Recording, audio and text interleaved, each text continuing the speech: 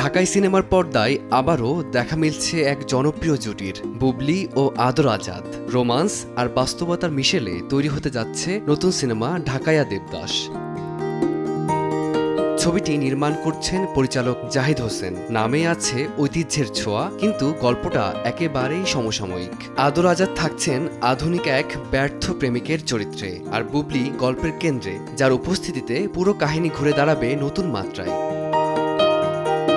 আগামী ৭ নভেম্বর ঢাকার এক ক্লাবে অনুষ্ঠিত হবে ছবির মহরত। সেদিনই শুরু হবে শুটিংও। পরিচালকের দাবি, ঢাকাইয়া দেবদাস প্রেম আর বাস্তবতার গল্পকে নতুন আঙ্গিকে উপস্থাপন করবে।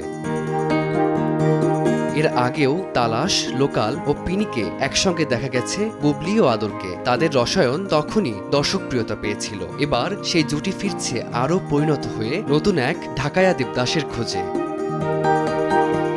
ফারদিন মাঝার, সময় সংবাদ, ঢাকা।